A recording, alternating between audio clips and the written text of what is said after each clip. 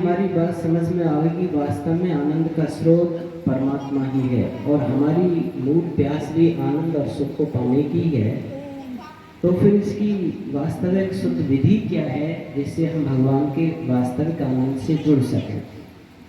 तो देखो, यजुर्वेद के 40वें अध्याय में एक मंत्र आता है जो एक विधि हमको बताता है।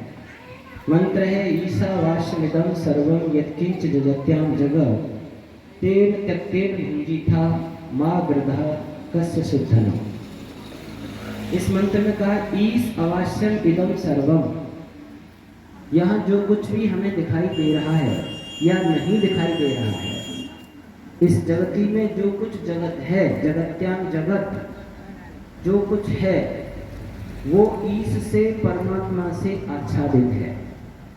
ईश माने वही इसका स्वामी है, मालिक है, भगवान ही इस सारी सृष्टि का कर्ता धर्ता स्वामी मालिक है। तो फिर हमको क्या आदेश मिला है? तेन त्यक्तेन भुंजीथा, त्याग पूर्वक इस दुनिया का भोग करो। भगवान का आदेश है सच्चा सुख पाने के लिए, इहलौकिक सुख और पारलौकिक सुख दोनों पाने के लिए आपको क्या करना होगा? हमको त्याग पूर्वक दुनिया का भोग करना होगा। माँ गृधः, माँ माने मत माने नहीं, गृधः माने लोभ की, आसक्ति की, ममता की भावना इस दुनिया में मत डालो। इस दुनिया से चिपको नहीं, इसको अपनी मत मानो। इसका स्वामी भगवान है, ईश है। कस्य शुद्धनम, इसमें एक प्रश्न छोड़ा गया है, यह धन किसका है? ये दुनिया रूपी धन किसका है? इसी में इसका उत्तर छुपा हुआ है। कह धन अस्य, कस्य कहोगे तो किसका है हो गया, और कह अस्य कहोगे तो यह, कह माने सुख स्वरूप, यानी यह धन उस सुख स्वरूप परमात्मा का है। इसी में प्रश्न है, इसी में उत्तर है। यह धन किसका है? तो कहा यह धन उस सुख स्वरूप ब्रह्म परमात्मा का है। इसमें तीन मूलभूत शब्द हैं, ईश, जगत और भुंजीथा। ईश माने शासक, स्वामी, मालिक, परमात्मा। जगत कहते हैं, इसमें तीन अक्षर है, ज और गा और त। ज माने जायते, ग माने गच्छति, त माने तिष्ठति। जायते माने जो जन्म लेता है, गच्छति जो गमन करता है, बढ़ता है, संसार में अपनी गति दिखाता है, तिष्ठति माने प्रलय हो जाता है। जो भी चीज जन्मती है और ठहरती है और खत्म हो जाती है, इसमें जो बना हुआ वो क्या है? जगत है, प्रकृति है, सृष्टि है। और भुंजीथा माने भोग करने वाला। कौन है? जीवात्मा। ईश्वर भुआने वाला है, ईश्वर मालिक है, वो इसको खाता नहीं है, सृष्टि को। सृष्टि का कोई पदार्थ भगवान खाता नहीं, क्योंकि भुआता है, बनाता है। इसलिए भगवान को खिलाना पिलाना ये बुद्धिमत्ता नहीं है, क्योंकि वो खाता ही नहीं, खिलाता है, खिलाने के लिए बनाई है इसने सृष्टि। वो तो दुनिया का मालिक ही है, क्या खिलाएंगे उसको। और जगत बनाया है भोगने के लिए, ये स्वयं भोग की वस्तु है, ये स्वयं अपने में खाती नहीं। कहते हैं ना, वृक्ष कमूना फलों है। वृक्ष कोई फलों को अपने खाने के लिए थोड़े पैदा करता है, वो तो खिलाने के लिए बना। इसमें खाता कौन है? तो वो है भुंजीथा, जीवात्मा। तीसरी वस्तु जीवात्मा, हम सब इसका भोग करने वाले हैं। परंतु भोग की एक मर्यादा दी है भगवान ने। अगर वास्तविक सुख चाहना चाहते हैं तो इस मर्यादा में दुनिया का भोग करना। त्यक्तेन भुंजीथा, त्याग पूर्वक भोग करो। आप कहेंगे दो शब्द है इसमें, त्याग और भोग। त्याग का मतलब है कोई चीज मैं किसी को दे देता हूँ, वो तो हो क्या। और भोग का मतलब है खाने का। मेरे पास सेब है, सेब मैंने खा ली तो भोग हो गया, और सेब मैंने दूसरे को दे दी तो त्याग हो गया। और भगवान कह रहे त्यागो और भोगो, दोनों काम एक साथ कैसे हो जाएंगे? त्यागो और भोगो। त्याग भी तो भोगी नहीं जाएगी, भोगी तो त्यागी नहीं जाएगी। इसका मतलब क्या है? इसका मतलब है भोगते समय माँ गृह, अपना समझ करके मत भोगो। केवल त्याग पूर्वक भोग क्या है? भोगना हमारी आवश्यकता में है। बिना भोगे दुनिया में कोई जीव रह नहीं सकता है। एक योगी भी पहाड़ों की तंद्रा में साधना कर रहा हो, कम से कम लंगोटी का भोग करेगा, कम से कम लोटा उसके पास होगा, सोटा होगा, कम से कम पहाड़ की तंद्रा का भोग तो करेगा, वायु का करेगा, फलों का करेगा। एक संसारी गृहस्थी आदमी बढ़िया मकान में रहेगा, करेगा, तो वो तंद्रा में रहेगा, अंतर करेगा, करेगा। ये 56 प्रकार के भोजन करेगा तो वो कंदमूल पर खाएगा। ये बढ़िया आरो का पानी पिएगा शुद्ध करके, वो नदी नाले सरोवर का पानी पिएगा। अर्थात भोगने की सामग्री में अंतर तो हो सकता है, पर भोगे बिना कोई नहीं रह सकता है। लेकिन योगी जो भोगता है और संसारी भोगता है, उसके विचार में अंतर होता है। संसारी भोगता है मेरा समझ के, मैंने कमाया है, बढ़िया हलवा बनाओ, पूड़ी बनाओ, कचौड़ी बनाओ, ये सामान ला के दे दिया, वो रख दिया और मजे लो, एसी लगाओ, ये करो, स्वयं समझ करके। और योगी अपना नहीं, भगवान का समझ के प्राण रक्षा के लिए भोगता है। अपनी भावना में नहीं डालता भगवान की कंदरा, भगवान के कंदमूल फल, भगवान की नदी सरोवर तालाब, भगवान का सब कुछ। वैसे एक बात और बताएं, साधना का पक्ष जो है उसमें ये बात होनी होती है, जितना साधक भगवान की बनी हुई वस्तुओं का प्रयोग करता है, मनुष्य कृत का नहीं। अभी आपने यहाँ प्याऊ लगाई हुई है, आपने कहीं हैंडपंप लगा लिया, वहां मैंने पानी पी लिया, तो मैं हैंडपंप लगाने वाले का कर्जदार हो गया, ये प्याऊ लगाने वाले का कर्जदार हो गया। आपके बने हुए मकान में रह रहा हूँ तो मैं उसका कर्जदार हो गया। आपने बना के भोजन खिला दिया तो कर्जदार हो गया। आपने बिस्तर करके सुला दिया, कर्जदार हो गया। इसलिए ज्यादातर योगी साधक लोग मनुष्यकृत चीजों का प्रयोग कम से कम करते हैं, बहुत आवश्यक हो, नहीं तो ज्यादातर ईश्वर प्रदत्त चीजों को, इसलिए ईश्वर की बनी कंदराओं को, ईश्वर को बने पेड़ों के नीचे मूल में बसे ऐसा आता है वान प्रस्तुत के लिए। ईश्वर के बने हुए फल, कंदमूल फल टपक जाए उनको, भगवान की बनी सरोवर, नदी, तालाब, झरनों का पानी पिएगा, भगवान की भूमि पर सोएगा, उसके बिछौने पत्तों के बनाएगा, ज्यादातर भगवान की बनी हुई चीजों का प्रयोग करेगा। मनुष्य का जब करेगा जब बहुत ज्यादा आवश्यक पड़ रही हो और जंगल में कोई व्यवस्था हो नहीं रही हो, और उसमें भी न्यून से न्यून लेगा, अपने जीवन के लिए कम से कम लेगा प्रयोग में, तो समझो वो भगवान की भक्ति करने में कामयाब हो जाएगा। पर ये मत सोचना कि ये तो बहुत बड़े तपस्वियों का काम है, गृहस्थी नहीं कर सकते। गृहस्थ में व्यक्ति कर सकता है। देखो, अपने लिए कंजूस, दूसरों के लिए उदार। एक घर में आदमी है, चाहे कोई स्त्री है चाहे पुरुष है, अपने को तो साधारण वस्त्र पहनना है, औरों को रेशमी वस्त्र लगा रहे हैं, उसको साड़ी, उसको रेशमी, उसको पैंट, उसको शर्ट, ये ले बेटा, ये ले बड़े बहू, ये ले बेटी, ये तुम लो। वो तो बढ़िया बढ़िया वस्त्र पहन रहा है, वो क्या करना, बहुत सारा। औरों के लिए 500-500 1000 के जूते, अपने 50 रुपए की चप्पल ले, औरों के लिए क्या, मिठाई खाओ, फल खाओ, जूस पियो, बादाम खाओ, अपने सादा रोटी काम अच्छा करके कर रहा है। औरों के बढ़िया टंगत के गत्ता, बढ़िया पलंग एसी बनवा दिया, अपना साधारण तखत पे सो रहा, साधारण बिस्तर है। आप गृहस्थ में भी योगी हो सकते हो, पर अपने लिए कंजूस, दूसरों के लिए उदार, अपने लिए कम से कम, दूसरों के ज्यादा ज्यादा जो करने लग जाते हैं, चाहे वो घर में कर लो चाहे समाज में कर लो। इस स्थिति में आप क्या है, समाज के लिए ज्यादा, अपने लिए कम। यही तो होता है। ये काम घर में भी कर सकते हो अगर करना चाहो।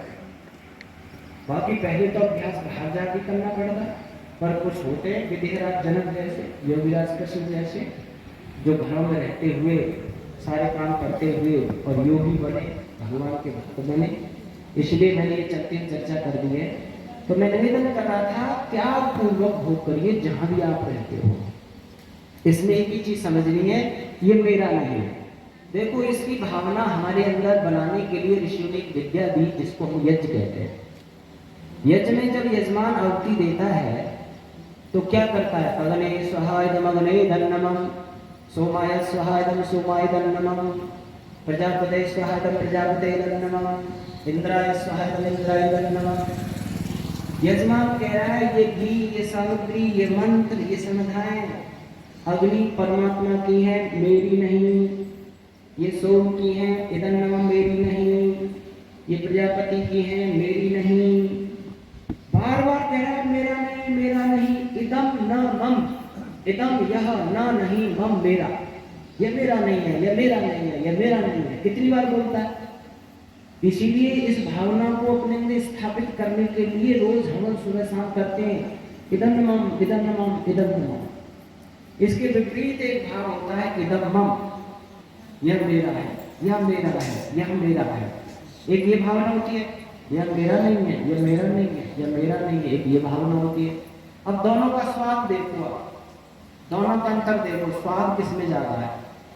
रामायण का प्रसंग आता है, रामायण के अंदर इदं मम की भावना थी। जिस समय भरत जी को ये पता चला कि मुझे तो राज्य दे दिया गया है, चक्रवर्ती सम्राट बना दिया गया है और मेरे भाई को वन में भेज दिया गया है, तो इस सूचना को सुनकर भरत जी को कोई सुख अनुभव नहीं हुआ। इतना दर्द, इतनी तकलीफ, इतनी वेदना हुई कि हजारों बिच्छू एक साथ किसी में डंक मार दें, शायद उतना दर्द उसे नहीं जितना भरत जी को हुआ। और इतिहास कहता है कि नंगे पैरों ही गुरु वशिष्ठ आदि को लेकर के जंगल की तरफ भाग लिया। और जैसे ही चित्रकूट में जाते हैं और अपने भाई को जब वो वलकल वस्त्र पहने हुए देखते हैं, जटाजूट रखे देखते हैं, नीचे जमीन पर बैठे देखते हैं, साधारण सी झोंपड़ी में देखते हैं, तो उनकी इस स्थिति को देख करके इतने वाहविवृद्ध होते हैं कि पैर छूने की कोशिश करते हैं कि धड़ाम से जमीन में गिर पड़ते हैं, जैसे कोई कटा हुआ वृक्ष गिर पड़ता है। तुरंत श्री राम को उठाते हैं, हे भैया भरत, तुम इतने अधीर क्यों होते हो? तुम्हारा राज्य शासन तो ठीक चल रहा है ना? तुम गुरु आदि, वशिष्ठ आदि गुरुओं की अनुमति, सहमति, मंत्री आदि की सहमति से ही नियम लागू करते होंगे। तुम्हारे राज्य में कहीं अदंडनीयों को दंड तो नहीं दे दिया जाता है? हे भरत, तुम औरों को, श्रेष्ठ लोगों को खिला करके ही भोजन करते होंगे ना? तुम्हारे यहाँ किसी से मजदूरी करा के मजदूरी तो नहीं रोकी जाती? बहुत सारी राजनीति की बात मत पूछते। तब भरत कहते हैं, आप क्या कह रहे हो भैया? वो राज्य मेरा नहीं है, इदं मम, वो राज्य आपका है। आप हमारे कुल खानदान में ज्येष्ठ हो, आयु में बड़े हो, और आयु में ही नहीं आप बड़ों में भी महान हो। सारी प्रजा आपको अपना राजा स्वीकार करती है। आप चलिए और अपने राज्य को संभालिए। इदं मम, भरत कह रहे हैं। इधर श्री राम ने कहा, नहीं भैया भरत, इस लोक के माता पिता ने वो राज्य आपको दिया है, मुझे तो 14 वर्ष का वन का राज्य मिला है, तुम उस राजगद्दी पर बैठो। इदं मम, वो राज्य मेरा नहीं है। इधर भरत भी कह रहा है वो राज्य मेरा नहीं है, इधर श्री राम भी कह रहे हैं वो राज्य मेरा नहीं है। एक कवि ने भी इसके लिए भजन बनाया था, राजपाट को गेंद बनाकर खेलन लगे खिलाड़ी, इधर राम इधर भरत, दोनों ने ठोकर मारी, शिक्षा दे रही जी रामायण प्यारी। चक्रवर्ती राज्य को और ठुकरा रहे हैं, क्यों? उनके अंदर भावना थी, इदं मम, ये मेरा नहीं, ये मेरा नहीं है, ये मेरा नहीं है। स्थिति ऐसी हुई, न श्री राम राजगद्दी पर बैठे और न भरत बैठे। उन्होंने भी नंदीग्राम में कुटी बना के, वलकल वस्त्र धारण करके, जमीन पर लेट कर, जमीन पर खाकर, जैसे श्री राम वन में रहे वैसे ही जीवन स्वीकार किया। इधर महाराज दशरथ दुनिया से विदा हो गए और राम लक्ष्मण वन में, भरत भी जंगल में रह रहा है, राजगद्दी सूनी हो गई, राजा कोई है नहीं।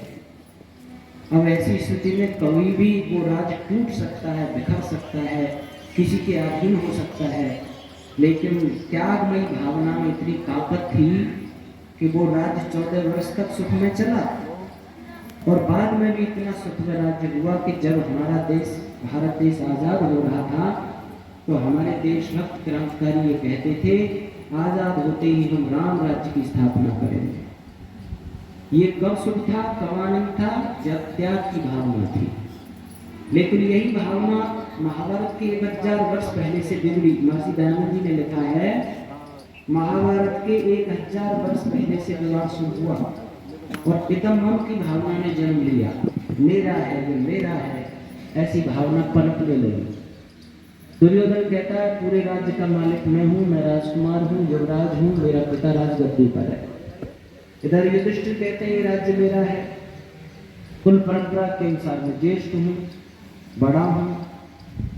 योगीराज कृष्ण बात संभालते हुए हस्तिनापुर जाते हैं, दूत बनकर जाकर के सभा में दुर्योधन को कहते हैं भाई वस्तुतः राज्य का अधिकारी तो युधिष्ठिर है, क्योंकि कुल परंपरा से राजा के बड़े पुत्र को राज्य मिलता रहा है और युधिष्ठिर में राजा के लक्षण भी पाए जाते हैं और प्रजा भी उसे अपना राजा स्वीकार करती है।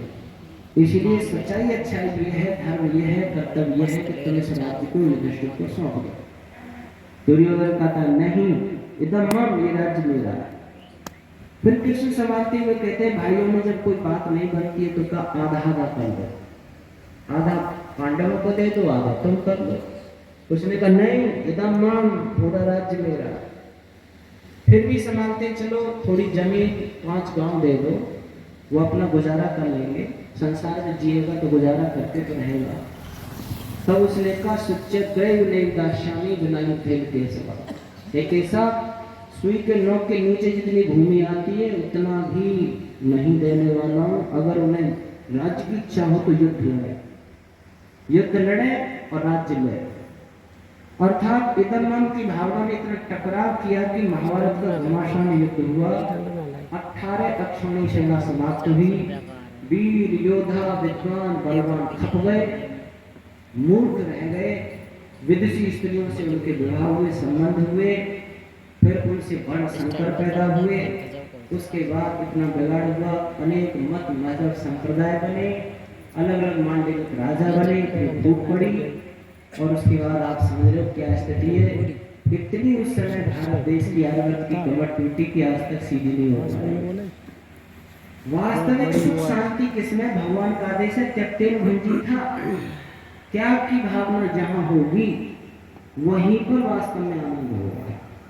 देखो और कहीं दुनिया में मत जाओ, आप अपने शरीर को ही देख लो। शरीर के सामने भोजन की थाली है, हाथ ने ग्रास तोड़ा, हाथ ने कहा इदन्नमम ये ग्रास मेरा नहीं है, उसने मुंह को दे दिया।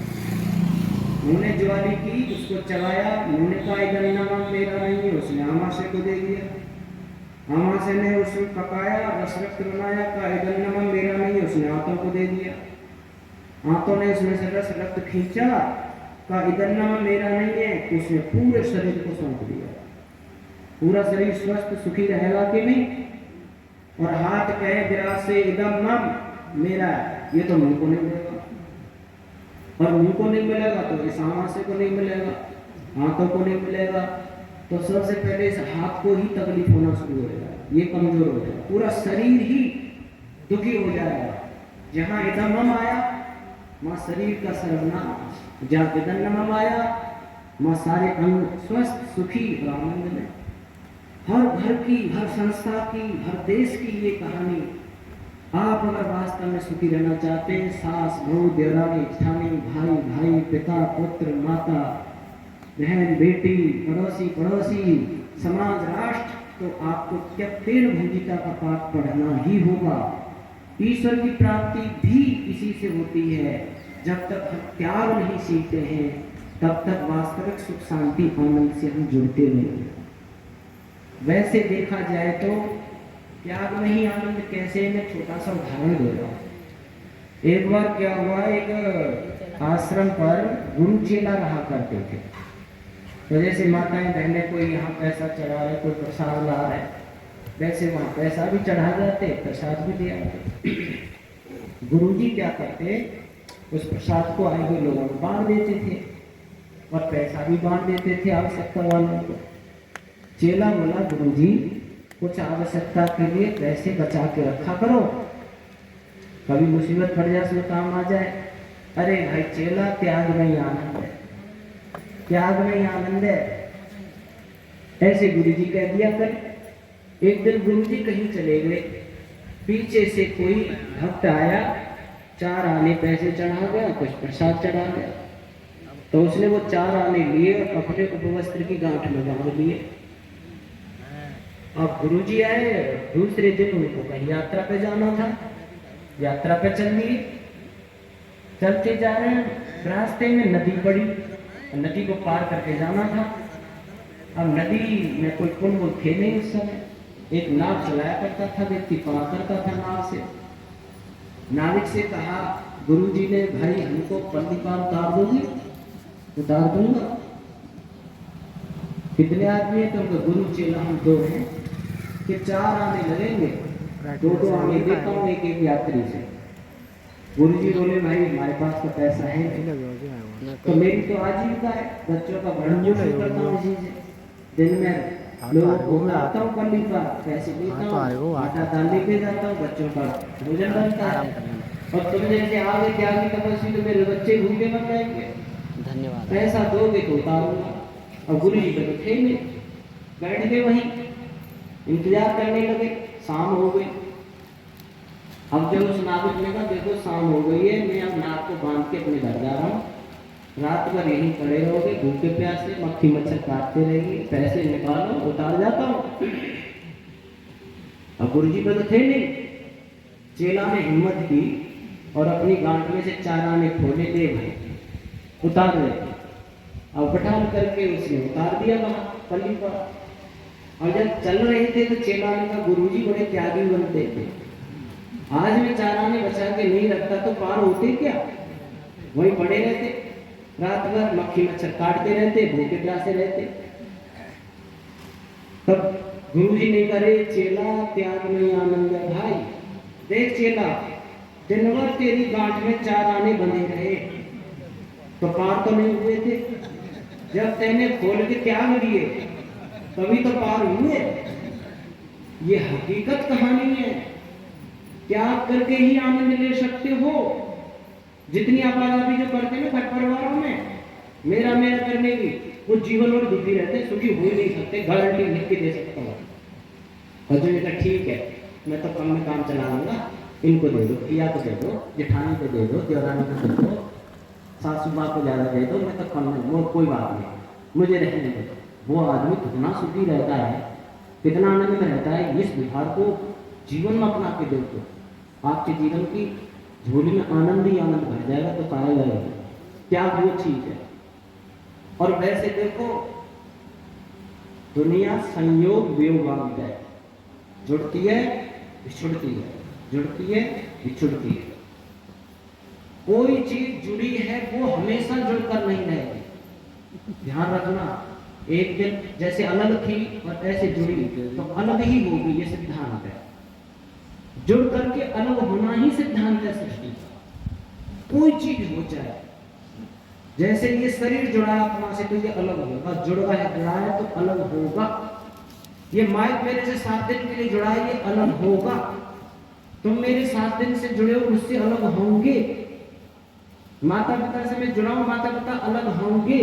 पति पत्नी जुड़े, पति पत्नी अलग होंगे। बच्चे जुड़े, बच्चे अलग होंगे। धन जुड़ा है, मैंने धन इकट्ठा किया, धन आज मेरी जेब में आई, ये अलग होगा।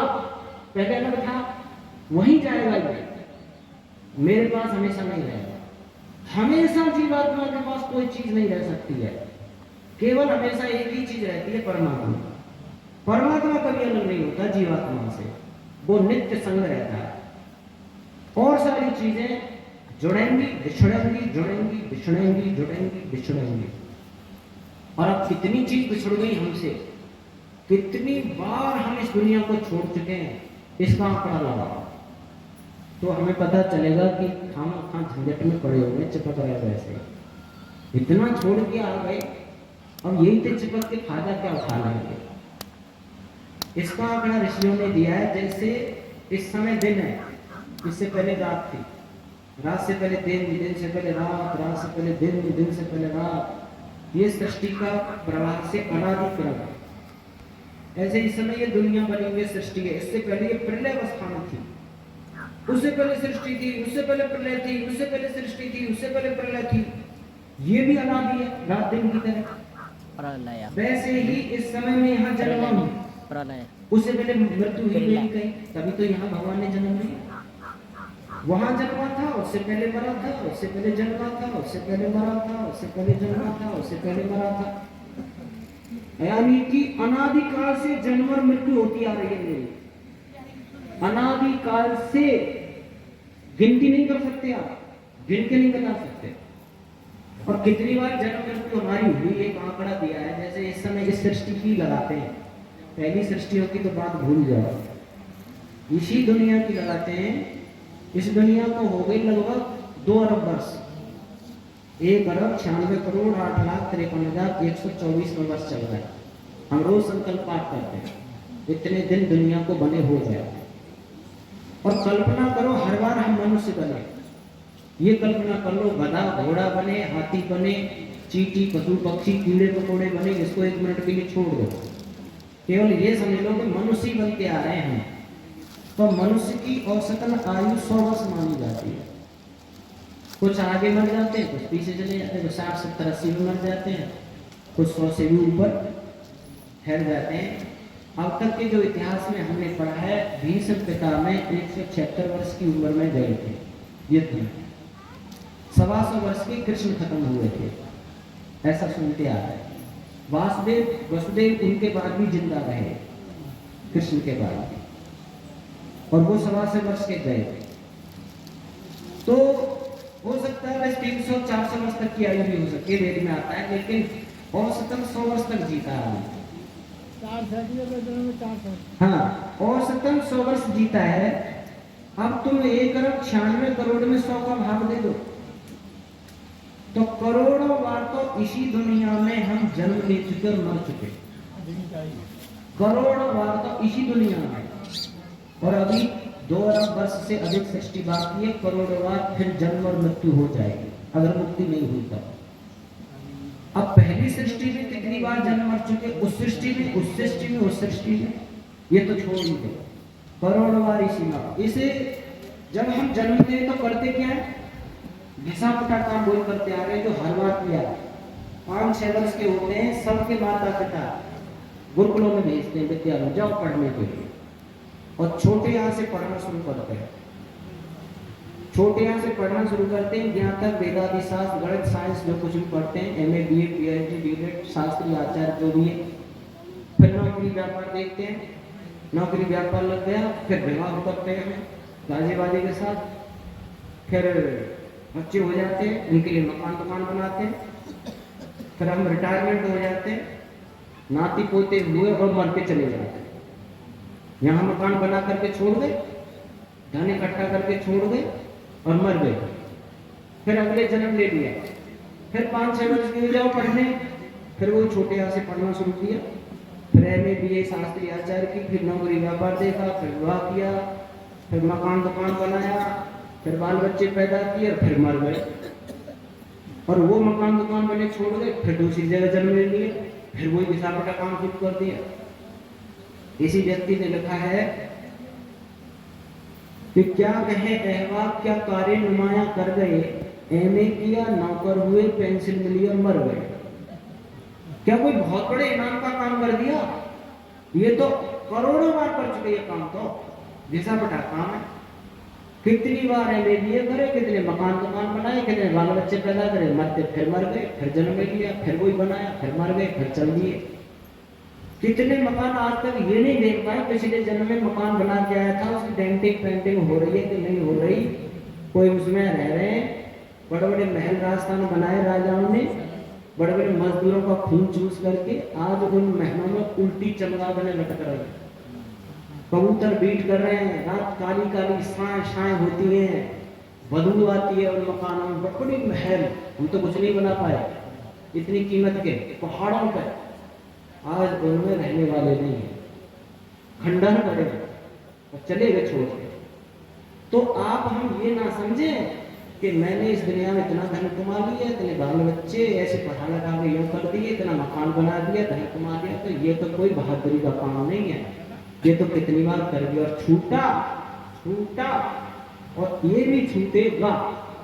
फिर आपाधापी करने का फायदा क्या हुआ? फिर आपाधापी का फायदा क्या हुआ? और देखो जहां भी हम रह रहे हैं ना, ऐसे समझ लो किराए के मकान में दूसरे की धर्मशाला में रह रहे हैं। अपना समझ के मत रहो कहीं। एक साधु जी एक मकान के सामने व्यक्ति खड़ा था, उससे कहा भाई इस धर्मशाला में 2-4 दिन ठहर सकता हूं मैं? उसने कहा धर्मशाला नहीं है बाबा, मेरा मकान है। हाँ तो क्या हुआ भाई, 2-4 दिन इस धर्मशाला में नहीं रुक सकता क्या मैं? अरे बोल दिया ना, ये धर्मशाला नहीं है, ये मेरा निजी मकान है, आगे जाओ वहां अग्रवाल धर्मशाला होगी, उसमें रुकने का इंतजाम है। बोले ये धर्मशाला क्या होती है भाई? धर्मशाला वो होती है बाहर के यात्री आते हैं, 2-4 दिन उसमें ठहरते हैं, फिर चले जाते हैं, फिर दूसरे यात्री आते हैं, वो ठहरते हैं, वो चले जाते हैं, ऐसे आवागमन जिसमें रहता है ना, वो धर्मशाला होती है। अच्छा एक बात बताओ, इस समय इसमें कौन रहता है? कि मैं रहता हूँ, मेरी पत्नी है, मेरे बच्चे। कि तुम्हारे माता पिता? कि मेरे माता पिता तो चले गए। तुमसे पहले कौन रहता था? मेरे माता पिता रहते थे। कि वो हैं? कि वो तो चले गए। अच्छा तुम्हारे माता पिता से पहले कौन रहता था यहाँ पे? कि मेरी दादी माँ रहती थी, दादाजी रहते थे। कि वो हैं? कि नहीं वो तो पहले ही चले गए। कुछ देर रह के तेरे दादा और दादी माँ चली गई, फिर थोड़ी देर रह गए तेरे पिताजी और तेरी माता जी चली गई इसी मकान में। तू हमेशा रहेगा इस मकान में? तू भी छोड़ के चला जाएगा किसी दिन, फिर तेरे बच्चे भी चले जाएंगे किसी दिन। हमेशा कौन रह रहा है इस मकान में? किस मकान में हमेशा रहा? 1000 वर्ष बताओ कि इसमें भाई वो आदमी 1000 वर्ष से रह रहा, थोड़े दिन रहता। बहुत से लोग ऐसे बना बुलू के तैयार करें, रहने की बारी आवे जब तक चले जाए, अपने बने में रहना काम है, दूसरे ही रहना उसमें। इसीलिए ये मत समझो हर जगह हमारे लिए दूसरों की है, मेरी कोई चीज है ही नहीं। मेरी होती तो मैं हमेशा बना रहता, मेरी होती, मेरे माँ बाप होते तो मैं हमेशा माँ बाप के साथ रहता, मुझे छोड़ के नहीं जाते। मेरी पत्नी होती तो हमेशा रहती, मेरा पति होता तो हमेशा रहता, मेरे बच्चे होते तो मैं हमेशा उनके साथ बना रहता। मेरा है नहीं। ऐसे समझो नदी में 2 तिनके जा रहे, थोड़ी दूर जाके यूं मिल जाते हैं और एक भमर आता है, हमेशा में से अलग हो जाते हैं, फिर कभी शायद मिले ही नहीं वे तिनके, कभी मिले ही नहीं, इतने अलग हो जाते हैं। ऐसे जुड़ते तिनकों की तरफ, फिर थोड़ी देर यात्रा करते, साथ में चलते, बस में ट्रेन में बैठे हैं, साथ में यात्रा हो रही है, फिर इतने अलग हो जाते शायद वो यात्री फिर दोबारा यात्रा में मिले ही नहीं। ऐसे ही घर परिवार के लोग हैं। ये मैं ये नहीं कह रहा हूँ छोड़ो भाग जाओगे, कहाँ भागोगे? संबंध तो सब जगह बनाने पड़ते हैं। और हम साधु होते तो हम जहाँ रह रहे हैं वहाँ संबंध नहीं बनते। कौन सी जगह ऐसी है जहाँ मनुष्यों से संबंध नहीं बनाएंगे? संबंध तो सब जगह बना के रखने पड़ेंगे जीवात्मा, पर विशेष संबंध मत बनाओ, विशेष चिपको मत, आसक्त मत हो। अच्छा इसका पैमाना क्या है कि मेरे विशेष संबंध नहीं है? इसका पैमाना एक ही है, जिस वस्तु को छोड़ने में किंचित तुम्हें तकलीफ ना हो, जिस वस्तु को आपसे अलग होते हुए आपको अलग होने की कोई तकलीफ महसूस ना हो, समझ लो तुम उसको त्याग पूर्वक भोग रहे हो। और जिसको छोड़ने में और छूटने में तकलीफ हो, समझ लो आप आसक्त होकर जी रहे हो। घर मकान टूट फूट जाए, दुखी हो जाओ तो आसक्त हो, टूट फूट भी जाए, कोई बच्चा कोई वो पत्नी और बिछुड़ जाए, या भगवान न करे हमसे अलग हो जाए किसी प्रकार से, उसके अलग होने पर किंचित भी दुख ना हो आपको, तो समझ लो आप संबंधों में भी रह रहे और आप त्याग पूर्वक भी भोग रहे। ये पैमाना है इसका। एक छोटा सा उदाहरण दे रहा हूँ, कभी ऐसी घटनाएं घरों में होती हैं, इससे आपको ढांढस बनेगा, एक ज्ञान पैदा होगा। एक बार क्या हुआ, एक बड़े अच्छे विद्वान थे, एक आश्रम में पुरोहित बन के रहते थे, पंडित जी बनकर पुरोहित का प्रचार कार्य करते थे। उनके पास 2 बच्चे थे, 2 बच्चे थे, बहुत सुंदर और बहुत प्यार करते थे वो पंडित जी उनसे, अच्छे प्यार करते थे। और वो तो प्रचार में चले, महीनों महीने प्रचार में बाहर रहते। अचानक एक विसूचिका का रोग ऐसा फैला कि दोनों बच्चे खत्म हो गए। और उनकी पत्नी बहुत समझदार थी, और उसी दिन पंडित जी को आ जाना होता है, और उसने उन बच्चों को ऐसे उड़ा दिया वस्त्र से। जैसे ही पति आए तो मैंने कहा बैठो, मुझे एक थोड़ी सी शंका है, मेरे प्रश्न का उत्तर दे दो, उसके बाद आप अपनी क्रियाएं करना। ये क्या है? उनमें एक बार एक फंक्शन में जा रही थी और पड़ोसी से मैं 2 गहने मांग करके लाई थी। एक गले का गहना था, एक हाथों में पहनने का गहना था। मैंने कहा मैं थोड़ा फंक्शन में प्रोग्राम में जा रही हूँ, मैं शोभा के लिए ले जाती हूँ और वो उसके कार्यक्रम के बाद में तुम्हें वापस कर जाऊंगी। अब वो गहने मैंने लेके अपने वो काम कर लिया। अब वो इतने प्यारे हैं, इतने मुझे प्रिय लग गए, इतने मुझे भा गए हैं कि अब उनको लौटाने का मन नहीं करता। अब इच्छा नहीं होती कि मैं वापस करूं। पंडित जी ने कहा भाई ये तो पाप हो जाएगा, किसी से उधार लेके आए, किसी ने दिए हैं आपकी शोभा के लिए और वो वापस उसको देने का है, वो वापस उनके जाने ही है, तो वो देने में ही धर्म बनता है, देना ही धर्म होगा, उसी से शांति सुकून मिलेगा। कि इच्छा नहीं लगती, बहुत प्यारे हैं, बहुत सुंदर हैं, जी चाहता नहीं कि मैं इनको इनसे अलग हो जाऊं। कुछ भी हो ये तो गलत है। हमें जैसे मिले हैं वैसे हमें सौंप देना चाहिए और सौंपते हुए हमें कोई कष्ट नहीं होना चाहिए, कोई दुख नहीं होना चाहिए, प्रसन्न होकर के वापस दे देना चाहिए। बोला प्रसन्न होकर दे देना चाहिए कि हाँ यही धर्म है, दुख तो नहीं होना चाहिए कि नहीं होना चाहिए। तो उसने कहा वो मेरे पास अंदर ले गई, वस्त्र उठाया, हटाया कि ये तो गहने भगवान ने हमें दिए थे कुछ दिन हमारी शोभा के लिए, आज वो भगवान ने वापस ले लिए, तो हमें प्रसन्नता से दे देना चाहिए ना। देखकर पंडित जी को होश आया, उन्होंने कहा धन्य हो देवी, आपने मुझे बहुत बड़े शोक से बचा लिया। ये बात हकीकत है 100%।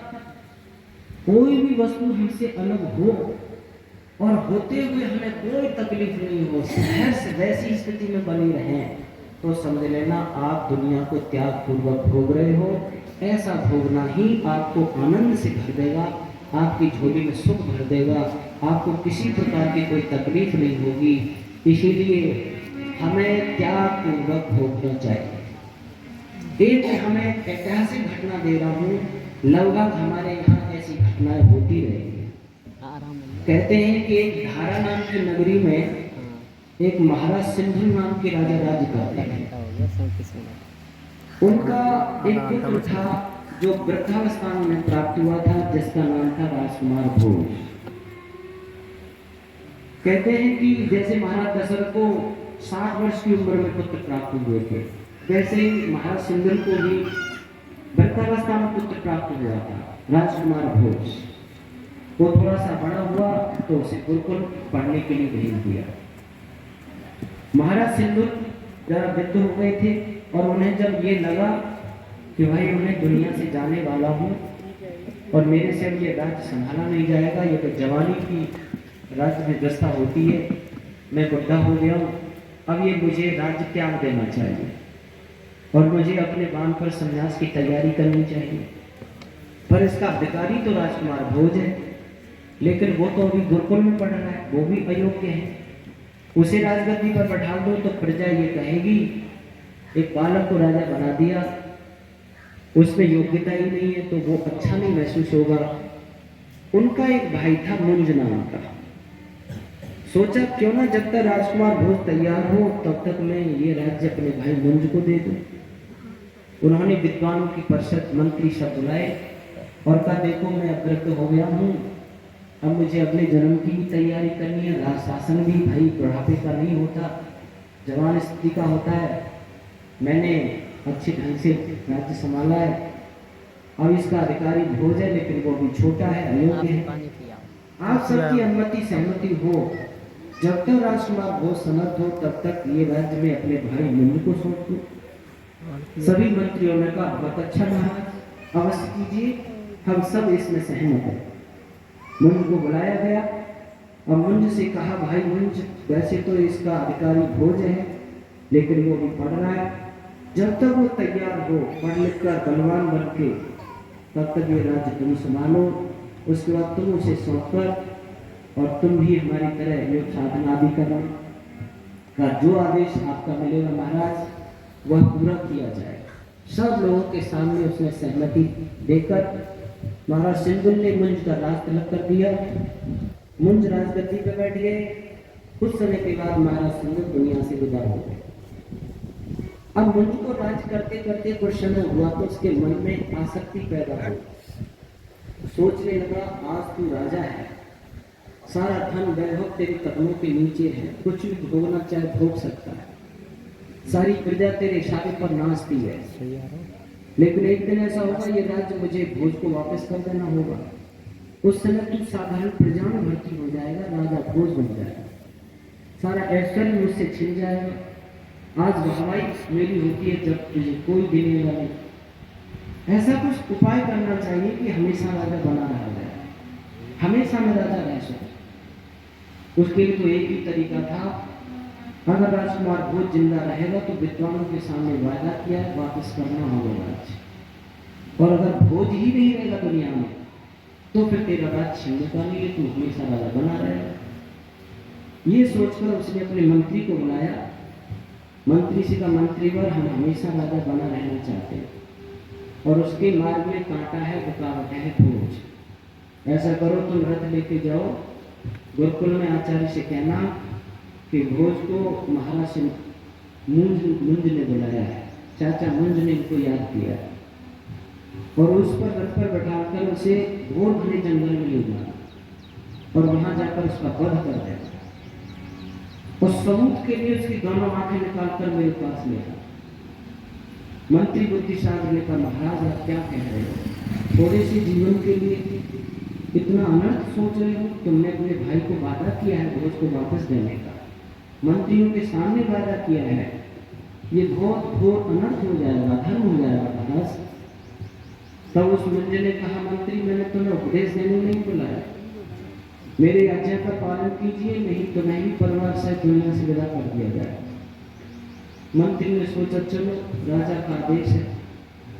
वैसे दुनिया में जितने भी अनर्थकारी लोग हुए उनको समझाने के लिए बहुत आए लोग, ऐसा नहीं रावण को समझाया नहीं, वो रावण को स्वयं उसके भाई विभीषण ने समझाया, कुंभकर्ण ने भी समझाया। इतिहास पढ़ो आप वाल्मीकि को, कुंभकर्ण भी समझाता है कि उसकी पत्नी को वापस कर दो भैया, समस्या टल जाएगी। उसके नाना माल्यवान ने समझाया, उसकी पत्नी मंदोदरी ने समझाया, पर उसकी समझ में नहीं आई। दुर्योधन को समझाने वाले कम नहीं थे। दुर्योधन को भीष्म में विदुर ने समझाया, कृपाचार्य, द्रोणाचार्य, गांधारी ने समझाया उसको, पर उसकी भी समझ में आई नहीं। जब आसक्ति आ जाती है ना इस दुनिया में, भयंकर होती है वो आसक्ति, फैल गई ना तो इतनी भयंकर है कि उसको दुनिया में उसका नाम भी कलंकित करके छोड़ दिया गया। और रावण और दुर्योधन कलंकित है, ऐसा नहीं कि समझाने वाले नहीं आते, परंतु आसक्ति समझ में नहीं आती, फिर अच्छी बात समझ में नहीं आने देती है। तो जब ये कहा उसने मुंज को, मंत्री ने सोचा चलो राजा का आदेश है कर देते, रथ लेकर के गया, जाके आचार्य से निवेदन किया, भोज को चाचा मुंज ने, महाराज मुंज ने याद किया, उन्होंने भेज दिया, रथ में बैठाकर घोर घने जंगल में ले गया। जब एक वृक्ष के नीचे रथ को रोका, भोज ने कहा, चाचा श्री आप तो महाराज श्री से मिलाने, मंत्रीवर आप तो महाराज श्री से मिलाने गए थे, यहाँ जंगल में कैसे ले आए? तो उस समय मंत्री ने सारी बात बता दी कि महाराज का ये आदेश है और वो हमेशा राजा रहना चाहते हैं, इसलिए आपको पलटा देख रहे हैं और आपको वध करने का आदेश मुझे मिला। मैंने खूब समझाने की कोशिश की, लेकिन उन्होंने तो मुझे ही मारने की धमकी दी। भोज जो है वो बचपन से बहुत समझदार था। भोज ने कहा, कोई बात नहीं मंत्रीवर, आप एक सेवक को राजा के नौकर हो, हमेशा सेवक को मालिक की आज्ञा पालन करनी होती है, जो भी पाप तुम्हें लगेगा मालिक को लगेगा, तुम्हें नहीं, तुम तो मालिक की आदेश का पालन कीजिए। पर एक निवेदन है, जब किसी को फांसी की सजा भी दी जाती है तो उसकी एक अंतिम इच्छा पूरी करने की कहा जाता है। क्या तुम मुझे वध करने से पहले मेरी अंतिम इच्छा पूरी कर सकते हो? मंत्री ने कहा, राजकुमार अगर मेरी सामर्थ्य में हुआ तो मैं जरूर करूँगा, बोलो आप क्या चाहते हो? तो उसने कहा, बस इतना सा चाहता हूँ, आज जब मेरा वध करके मेरी आंखें निकाल के ले जाओगे तो मैं कुछ लिख कर के देना चाहता हूँ। ये मेरा लिखा हुआ मेरे चाचा श्री को एक बार पढ़वा देना, बस यही मेरी अंतिम इच्छा है, ये काम तो मैं कर सकता हूँ। तो कहते हैं उस समय एक श्लोक लिखा भोज ने, मांधाता महीपति कृतयुगे लंकार भूतो गता शेतुर्येन महोदधौ रचिता पासौदशा स्यात्तका अन्ये चापि युधिष्ठिरप्रभृतयो याता दिवं भूपते नैकेनापि समङ्गता वसुमतिं मुञ्जत्वया यास्यति। ये श्लोक लिख करके दिया मंत्री को। मंत्री ने जैसे ही पढ़ा, मंत्री का हृदय कांप गया, सिर चकराने लगा और उसने मन ही मन एक योजना बनाई और वो अपना काम तमाम करके रथ लेकर और वो पत्र लेकर श्लोक लिखा हुआ लेकर मुंज के दरबार में पहुंचता, महल में पहुंचता है। जैसे ही मुंज ने उस मंत्री को देखा तो कहा, मंत्री हमारा काम हो गया।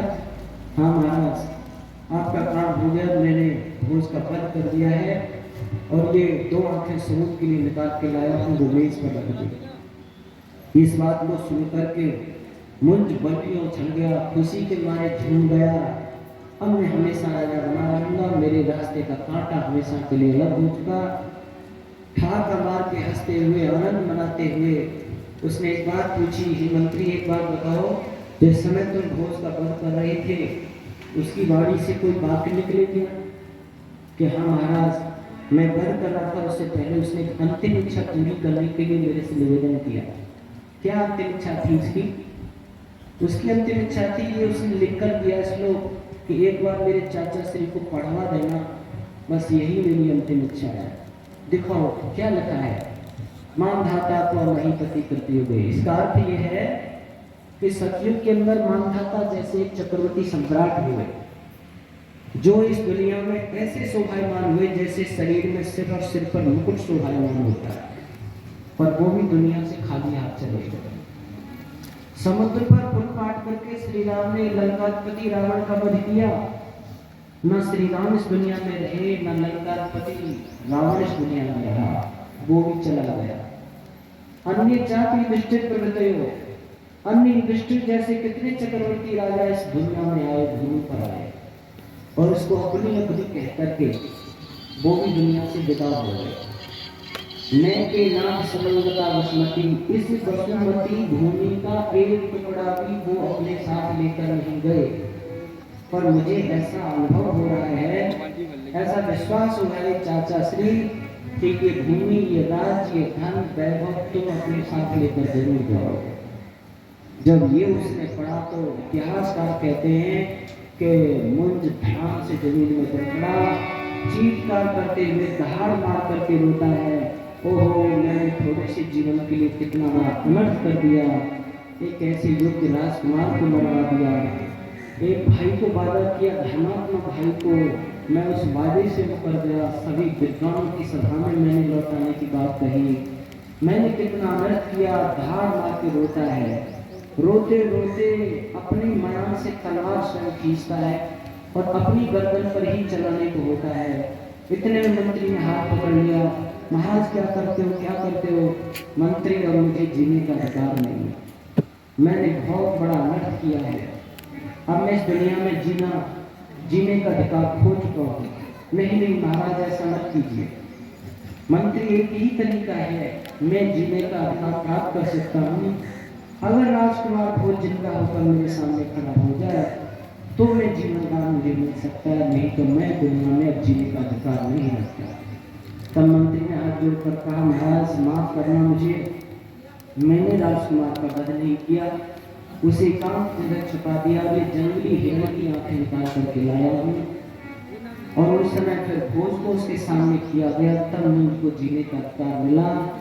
अर्थात त्याग पूर्वक दुनिया का भोग कीजिए, कितना भी धन ऐश्वर्य आ जाए, अपना समझिए मत, एक दिमाग में पैमाना लगा लीजिए, मेरा नहीं, मेरा नहीं, मेरे लिए नहीं, ये मेरे लिए नहीं, ये मेरा नहीं, इस सूत्र को बार बार अपने अंदर दोहराते रहिए, दोहराव करते रहिए। इसलिए कवि ने एक सुंदर सा भजन लिखा है, हम जो भी दुनिया में आते हैं कितना हम लेते हैं कितना छोड़ते जाते हैं, जो मुख्य उद्देश्य से उससे भटक जाते हैं। पाक सुंदर बदन कर ले प्रभु का भजन, दुनिया फानी का कोई भरोसा नहीं। पाक सुंदर बदन कर ले प्रभु का भजन, पाक सुंदर बदन